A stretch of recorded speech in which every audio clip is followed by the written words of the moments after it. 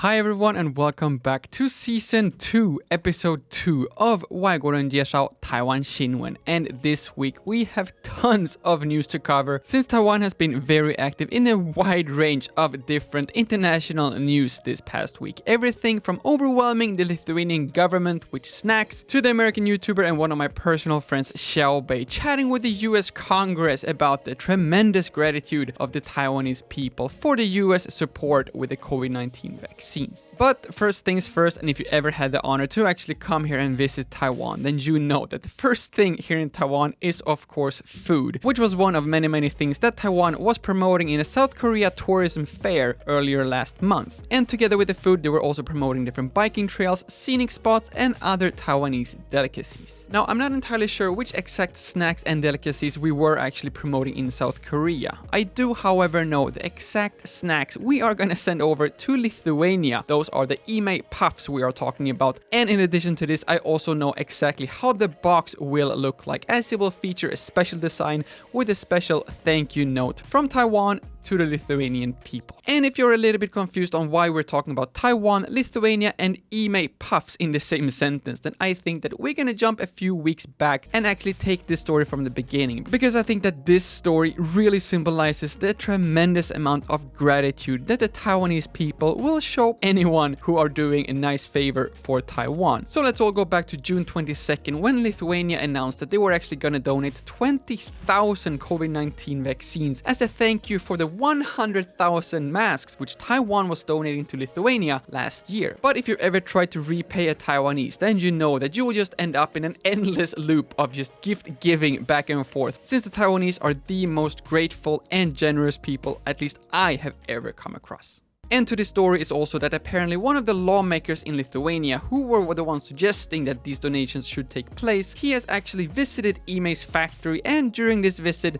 just casually mentioned that he really liked these TAIPEI's puffs. And apparently it doesn't matter if you are talking to the TAIPEI CEO or any Taiwanese grandma really, if you are complimenting their cooking or the snacks, instead of just getting a simple thank you back, you can be certain that you will actually receive more delicious food, or in this case more delicious snacks. But TAIPEI CEO took this to a little bit of the extreme, as he, as a thank you for these 20,000 COVID-19 vaccines, decided to ship 21,600 boxes of these puffs to the Lithuanian government as a thank you for their support. And as if this was not enough to show you the tremendous amount of Taiwanese gratitude, in addition to the TAIPEI CEO, I actually found some other donations which the Taiwanese people in general made after they heard the news that Lithuania would actually donate these 20,000 COVID-19 vaccines. And please forgive me if I missed any donations, since there have actually been a lot of donations between Taiwan and Lithuania recently. But what I was able to find out was that the Krishna Stoyo Centres charity, or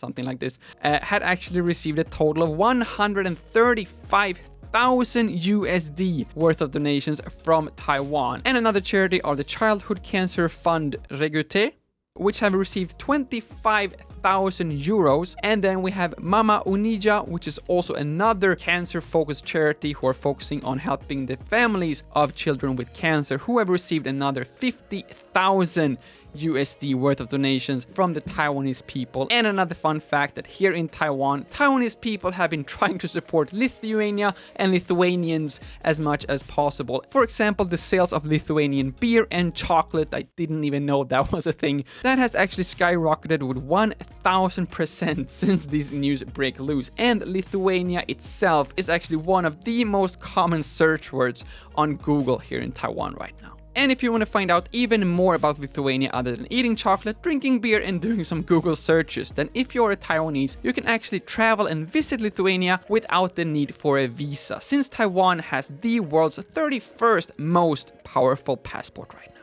But of course, you can also travel to other places other than Lithuania. For example, Sweden. And if you can travel to Sweden, there is no actual need to go anywhere else in the entire world. And you can also go and visit the US island territory of Guam. I'm sure that we're all very familiar with the very popular travel option of Airbnb, but Guam has actually recently released a new version of this, which they called for AirVNV, which stands for Vaccine and Vacation, which apparently is something that hundreds of Taiwanese people have already taken advantage of, since the first initial flights are all more or less fully booked. So how I at least think that this whole process works is that first, of course, you need all the negative PCR COVID tests and stuff like this. And then already on your second day in Guam, you will actually get your first vaccination. And then I think you can decide if you basically just want to go straight back home after you have fulfilled the first 7 days of quarantine, or if you instead, after your 7th day of quarantine in Guam, actually want to enjoy the territory and actually have a vacation there as well. And I should also mention that the total price for these different vaccines and tests are $880 USD under this program, and this is not including the actual air flight and the quarantine hotel that you do need to stay in Guam. I honestly don't really know what I should think about this news, so please do let me know down in the comment section if you think it's okay that Guam are more or less using their COVID-19 vaccines as part of their marketing to increase their international tourism, or if you think that they should first focus on only vaccinating the people of Guam and then only the people in the US, since it is a US island territory. But regardless, if you want to travel to Guam for some vaccines, if you want to travel to Lithuania for some chocolate, or if you want to travel to Sweden for some then please at least try to come back home here to Taiwan, since Taiwan has already lost 90,000 people since June last year. But to all travelers' defense, I think that this number is more due to the low birth rate here in Taiwan than people traveling to Lithuania to eat some chocolate or going to Guam to get a vaccine. And the Taiwanese government knows this, which is why they're trying to increase this birth rate by continuing to increase the number of benefits you are getting as a new parent here in Taiwan. For example, one of the latest additions to these benefits is that they will now start to cover the national health insurance for up to 14 parental health checks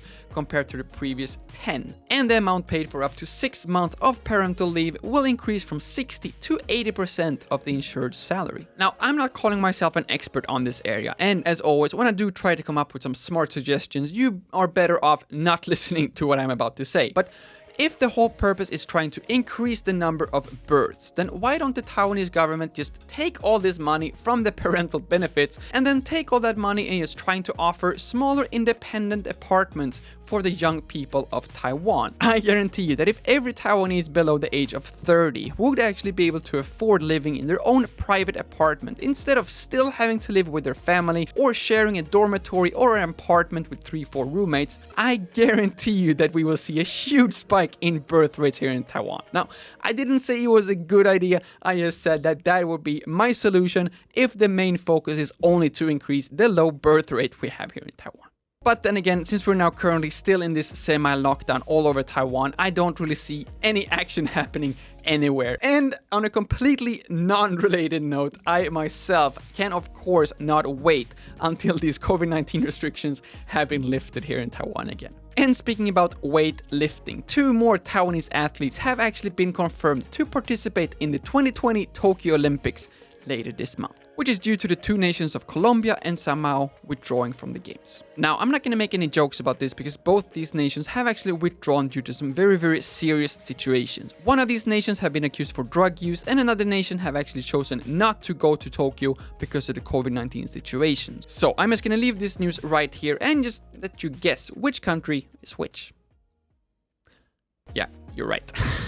And someone else who was right earlier this month as well was the American YouTuber Logan D. Beck, or as we all know him, Xiaobei, when he gathered over 400 thank you messages from the Taiwanese people, wrote these down into 50 different letters, which he then sent over to his friends in the US Congress to make them aware once again of the tremendous amount of gratitude that the Taiwanese people are showing every single day. So Logan, if you are watching, although you already have 400 thank yous in your letters, I just want to send you one more thank you from me personally for everything you're doing for Taiwan and for spreading the word about Taiwan literally all the way up to the highest of governments. And although we already have a Taiwanese flag over here and a Swedish one down here, in this letter to the Congress, he's actually asking if they could spare one of the flags that has once flown over the Capitol building, if they could send that over to Logan here in Taiwan, and hopefully they will be able to do that. And then after these COVID-19 restrictions have been lifted, hopefully we will also be able to actually have Logan up here. We've been friends for years and he has still not come up here for a proper sit down, proper interview, proper smoothie, and just proper chat down here in our studio. So hopefully before the end of this year, we will actually be able to have Logan come up here, and hopefully if everything goes well, he will be able to actually bring this very, very unique flag up here as well. So if that is something that you want to see, please do remember to subscribe to this channel and also hit that bell so you get notified as soon as I release new videos. That was everything I had to share this time, but this time in order to celebrate that we now have actually reached over 50 Lukas Engström YouTube channel members, I have actually made a dedicated video about this whole balcony project and reveal a little bit more information on what is actually happening in between these different videos. So if that is something that you want to see, please do consider to support this channel a little bit extra. Join the membership. If you only join for 1 month, you will be able to see all the content I already have there, including this exclusive YouTube channel member video. Thank you all so much for watching. My name is Lukas. Starts with L as in like, ends with S as in subscribe. Please do both, and see you all in the next one.